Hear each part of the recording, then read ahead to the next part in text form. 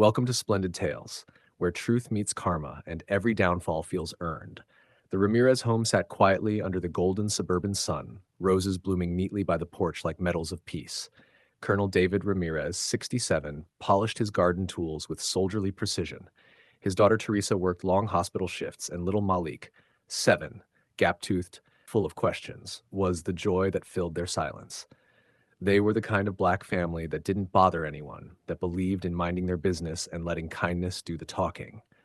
But that calm was about to meet arrogance dressed in polyester.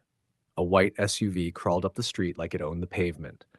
Three men stepped out, tall, sunburned, and cocky, with fake ACOA security vests and plastic badges shining under the light. "Afternoon," the leader said, smirking. "We're here on neighborhood patrol. Got a report of residency issues." He looked straight at Teresa, his tone dripping with something venomous. "You folks renting or squatting?" Teresa froze. Malik clung to her leg. David rose slowly from his chair, wiping his hands on a rag. "Excuse me?" he said quietly. The man stepped closer. "Yeah, we're checking if your boy's even allowed here. You know, rules." He winked at his buddies. "You people love breaking them." Neighbors peeked through blinds but said nothing. If you're already feeling the tension, hit that like button. This is just getting started. David Ramirez stood tall, his posture still military sharp, even in a simple t-shirt and garden gloves. The leader of the trio swaggered closer, chewing gum like he owned the world. "Relax, Grandpa," he snickered. "We're just keeping your little community safe. Can't have unregistered tenants running around." The other two laughed, one of them filming casually on his phone. David noticed the camera. He knew humiliation when he saw it. This was a show.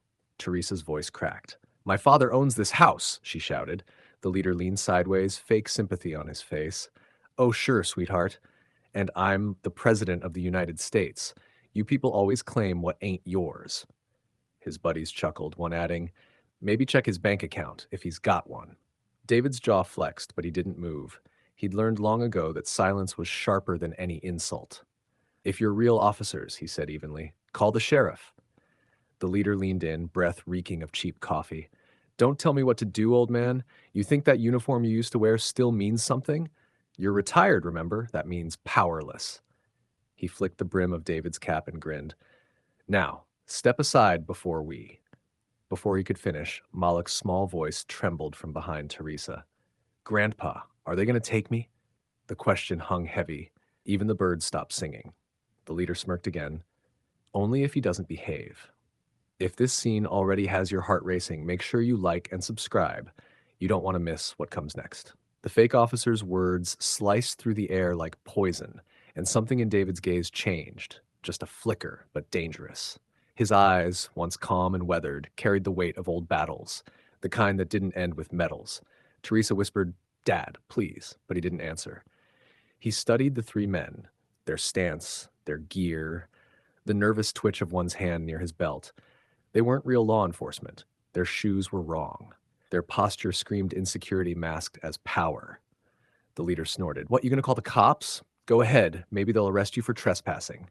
He turned to his crew. "Boys, check the back. Make sure there's no other squatters." David's voice came low, measured.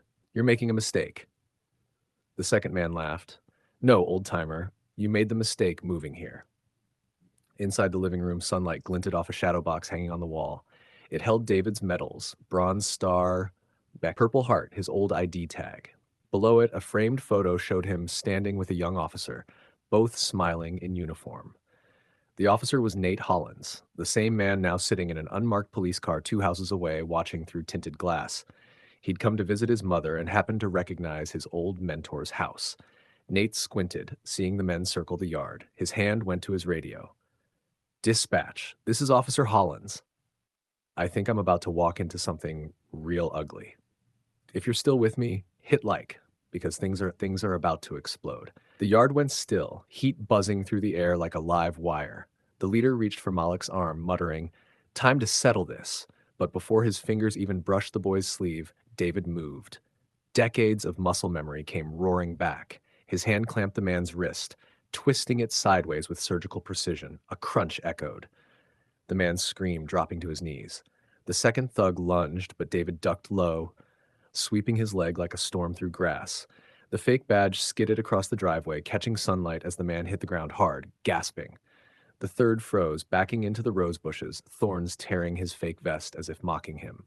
"Get up if you dare," David said, voice calm, terrifyingly steady. Then came the siren. The unmarked patrol car swung in, dust and authority flying.